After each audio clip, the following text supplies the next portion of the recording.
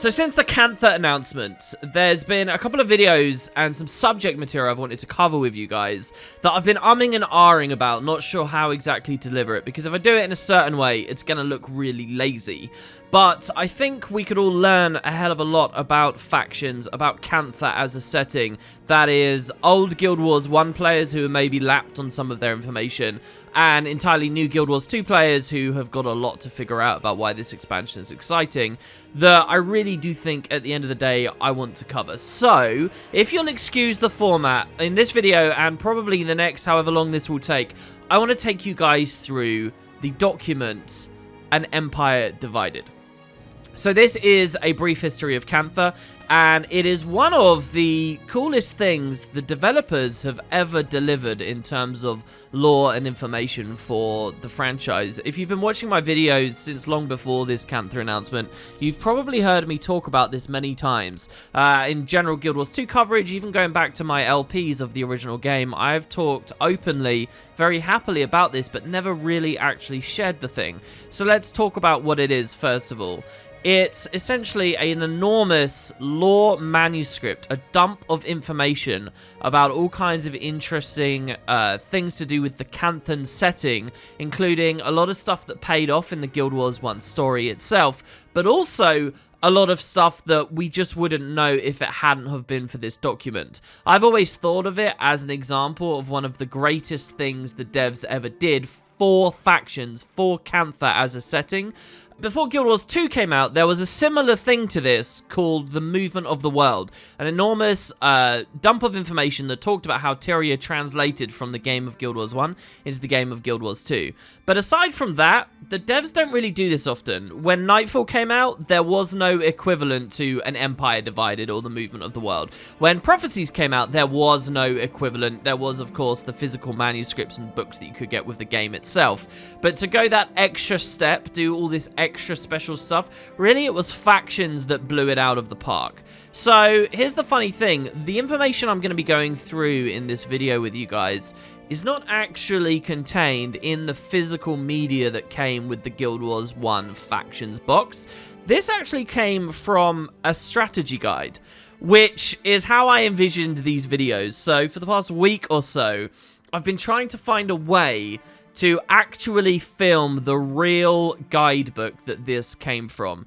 So I think it was after Factions came out. I'm holding it in my hands right now, and you can't see it because I never got this set up. But after Factions came out, the devs released an official guidebook that included new concept art and canon information about the world of Guild Wars that you actually had to go to the extra step of purchasing for yourself.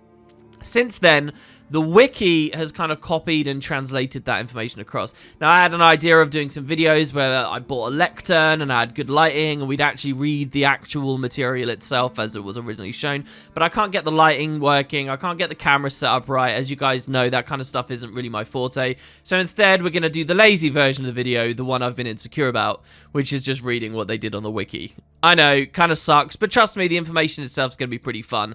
And obviously, a big shout out to the people who have contributed to this. This information I'm actually going to go through with you guys has been in this state on the wiki for years now, at least a decade. I remember coming across this at least in 2008, somewhere around there, maybe 2009.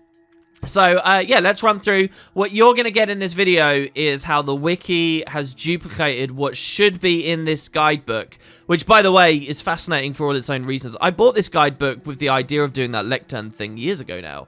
And, you know, there's still some amazing weird stuff for the actual Guild Wars 1 nerds out there talking about old balance and metas and stuff. So what you're getting is not exactly right. Like, for example, in the physical book, in the background here, they have, like, those alchemy wheels. You know, the kind of pattern you see on the ceiling in the Dermond Priory Library near the Abaddon statue in Guild Wars 2, right? Those kinds of, like, cryptic, glyphic rings and circles and so on. They're everywhere in the actual book. The wiki doesn't really have that backing, but they've tried to copy the format. Like, for example, where it says 50th anniversary edition here is very similar to what you'd actually get in the printed medium. And this art is here. This is basically a whole page in the book, and then you turn the page and then you start to get the information.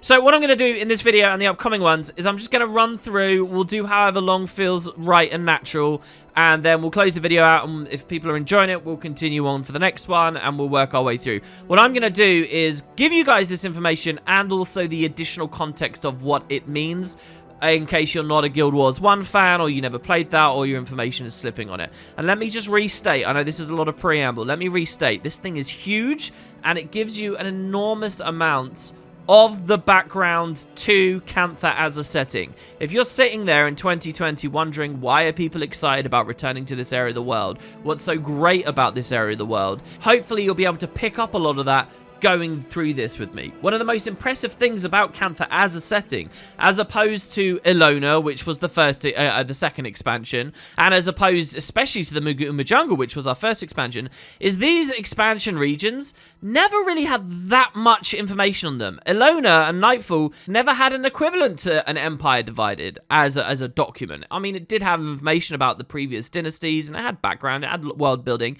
but nowhere near on the level that Factions and Cantha did, and especially not with the Muguma Jungle. The Muguma Jungle had barely anything, and I'm amazed that Guild Wars 2 ever managed to get a whole expansion out of this region, frankly. But, you know, that just shows the merits of them being able to forge their own way and write new stories. So, a selected history of Mysterious Cantha for the Traveling Scholar by Loremaster Erman Red of Ascalon. So, who is this character? This was an NPC that you could find in Guild Wars 1. It was an NPC that appeared in the early Guild Wars 1 beta weekends. I never played those, just to be perfectly clear. I only know about this because of the wiki. He kind of has weird, cryptic, non-committal messages about whether he knows you or not. I guess that itself is somewhat vaguely referential of the fact you might have been a beta player that had spoken to him before, and now here he is in the real game. His model was that of those generic old men, magi-looking guys that often wouldn't say much, and there really wasn't much more to him. Obviously, Guild Wars 1 released with just Tyria as the setting, and then Factions came second. This information is like, here's a Tyrian that's going to teach you in-universe about this new continent that you'll be going to in the next Guild Wars 1 campaign. Oh, but by the way, you won't get this information unless you buy the strategy guide. So yeah, they call this the 50th anniversary edition, and what you'll find is that this document actually goes into a lot of information, not just about Cantha, but about how much information we in-universe know about Cantha. See, in the Guild Wars 2 setup, it's cut off, right? We haven't spoken to anyone from there for a long time. We've got remnants of that civilization like Marjorie's family or whatnot. We have the whole thing with the Crown Pavilion, which probably is best not being getting into in this video. But we have little bits of information, but not much. It's a mysterious location. And yes, the Guild Wars 2 story kind of establishes it's because of the movements of Zaitan and whatnot else might be going on with the Deep Sea Dragon that's just generally left us cut off, though they've been pretty vague about that in recent years. But in Guild Wars 1, it might surprise you to know that we were in a very similar position. The two places had been distant and separate, and they didn't talk to one another too much. And this document is kind of an in-universe, hey, here's these people, and we're getting to know them again kind of thing, and you'll learn more about that as we go through. So a new foreword by the author in this edition. The first printing was in the year 1022, so let's be clear, this is 50 years before Guild Wars 1 was the first printing of this fictional document, and this is now the 50th anniversary edition in the year 1072. And so we're in the Guild Wars 1 storyline, so we're actually, as far as Guild Wars 2 is concerned, like 300 years ago, if not actually more, to be honest. First printing, the Library of Ascalon, blah, blah, blah. The Library of Ascalon, you never actually get to visit in either of the games. It's just kind of a reference place. We know that Ascalon had these great education institutions, like the Nalani Academy, and there are other vague references. I think actually in the Nightfall campaign, you learn a little bit more about their libraries, I think, with the ghosts you meet there. But anyway, and an Interkingdom license number of blah, blah, blah. They say this text is not a work of fiction in universe, but is based on historical fact as interpreted by the author. Historical facts have been revised based upon new information acquired by the author between the last 50 years. The right copy within the Kingdom of Ascalon and parts beyond is hereby reserved by Loremaster Erman Red of Ascalon and the Royal Ascalon Press, all rights renewed and reserved at 1072 AE. So cover illustration by this Arguin Grith. That's a fictional character that was referenced in this strategy guide and now this wiki page, but never appeared in any game. But the idea is that they drew this. which we actually know, as far as IRL stuff is concerned, this is a still from the CGI trailer for Factions that they mocked up, and was the last time that we saw ArenaNet do that kind of CGI style for its product. So then we get this model, in-game model from Guild Wars 1 of this boat. I think you could find this kind of vessel at Lion's Arch. And we move forward. Oh, I'll also note that just before this came out, just before Factions itself came out, there was an event in which a Luxon representative, a Kurzik representative, and possibly a representative of Kaineng City came to Crater, the region, and these boats might have been added as well. That was before Factions, the campaign actually released, and maybe that they were grabbing that. Anyway, so the forward. This is what Ermin Red says. What a difference an ocean can make. Though only a few hundred miles away from Tyria, the people of Cantha have evolved a way of life that is some ways alien to our own, and in other ways comfortably familiar. And despite more than 1,000 years of trade between the Tyrian and Canthan cultures, few Tyrians have set foot on the majestic southern continent for almost 200 years.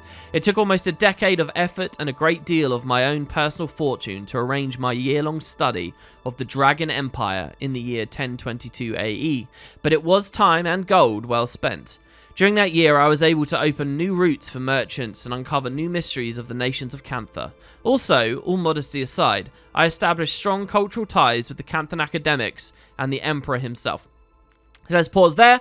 The Emperor played a very large role in the story of Factions itself. And in fact, the Emperors that are there, their line, you're going to learn a lot about in this document. And one of the actual points of interest you should be thinking about in 2020, as we think about going back there in Guild Wars 2, is how the Emperors are doing, what the line is like, and the kind of people that they have become.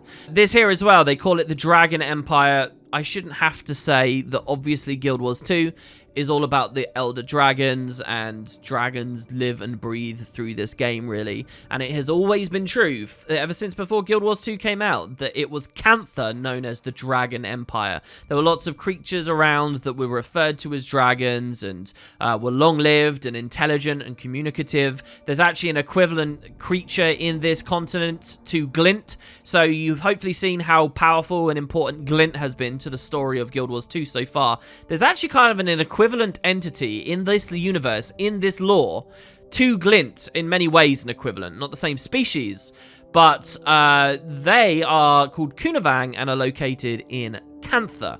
So yes, the idea that there is dragon relevance in this continent is huge. I mentioned in a recent video the idea that a lot of people always assumed we'd immediately go to Cantha in Guild Wars 2.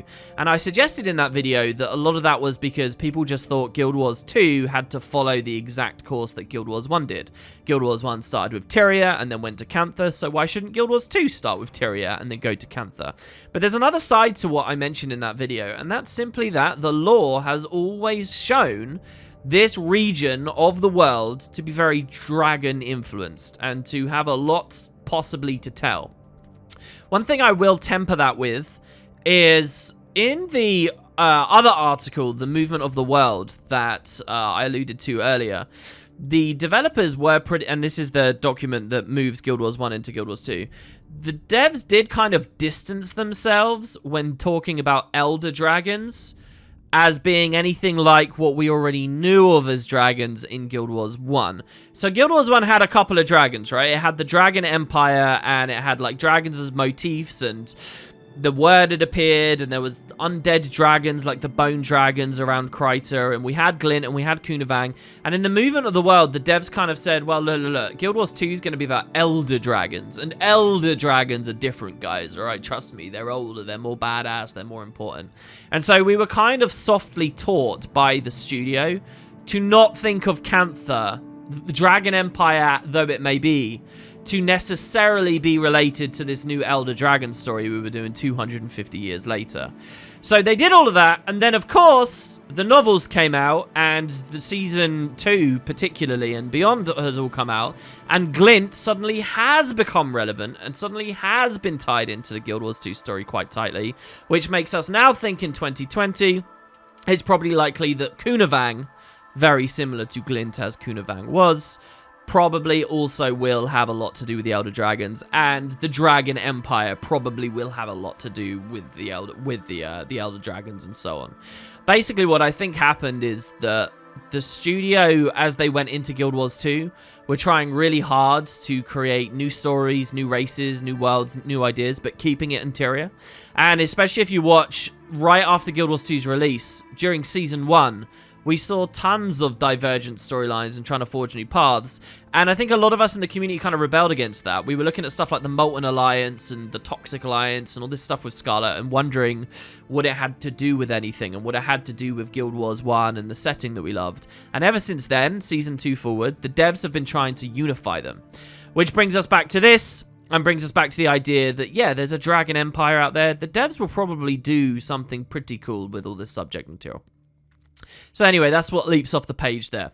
In the decades since my epic journey through Cantha, those cultural ties have remained vibrant. An exchange program between the Kingdom of Ascalon and the Masters of Xingjie has resulted in a greater understanding of political, military, and magical issues. I myself had not returned to see old friends and colleagues for many years, but when the opportunity arose to travel along what has become known as the Ermine Red Trail as a royal ambassador for King Adalbern, I jumped at the opportunity.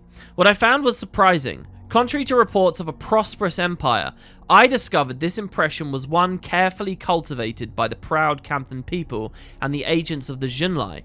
While much of Cantha is prosperous, the disparity between the wealthy nobility and the more desperate elements of society has grown. The sprawling Canthan capital of Kaineng City now covers almost a sixth of the main continent and grows more densely populated by the day. Street gangs, once merely bands of loosely affiliated criminals, have organised and become more powerful in the streets of Kaineng, and even as corruption grows in the bureaucratic Celestial Ministry.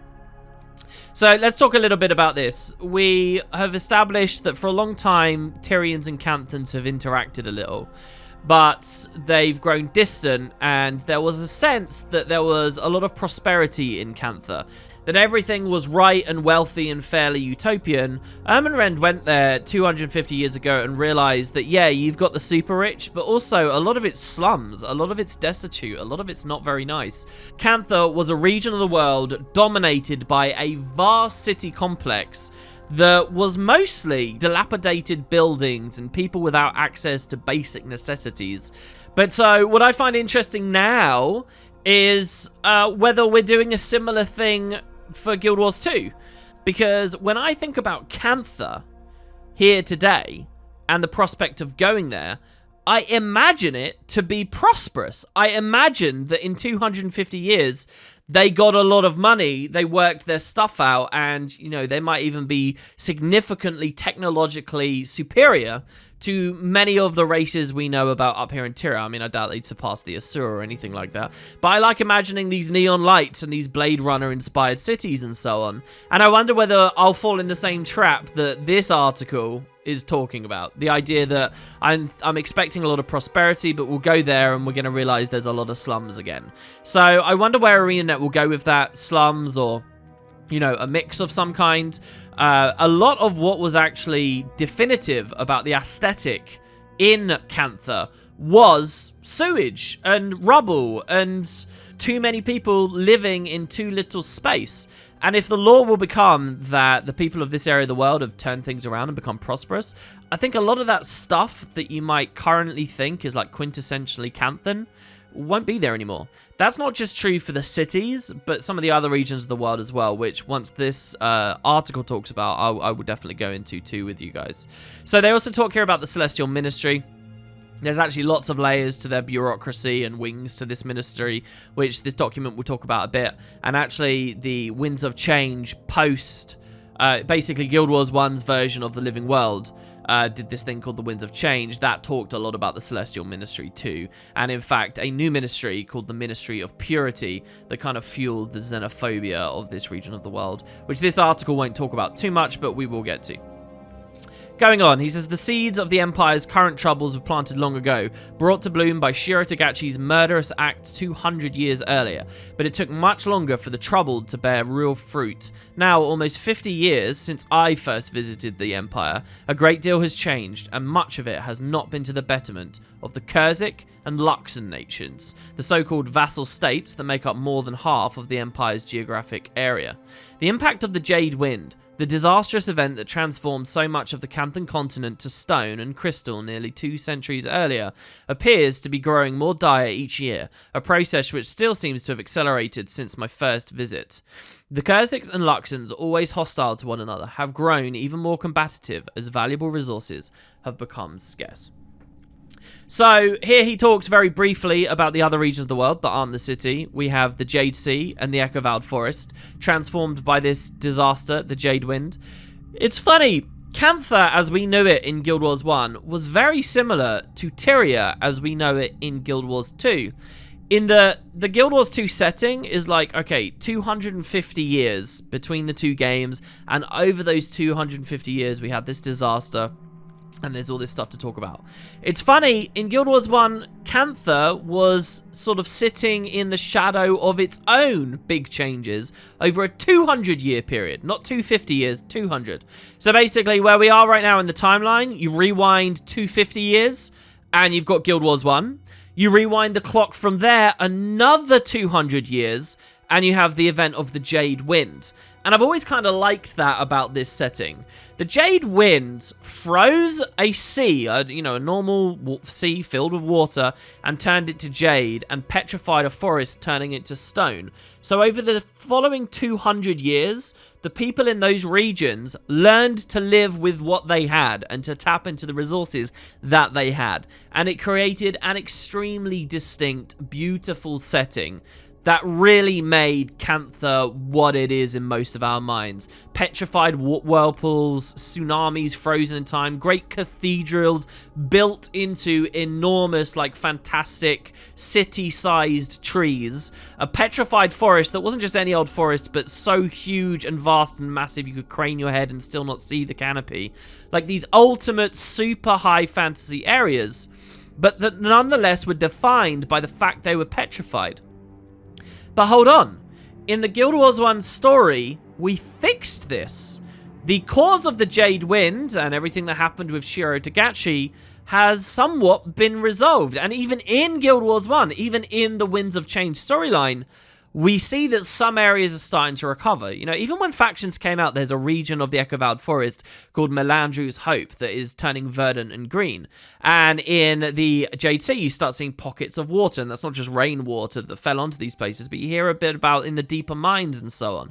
And after the story concluded 250 years ago, well, we've just had another 250 years to go back, haven't we?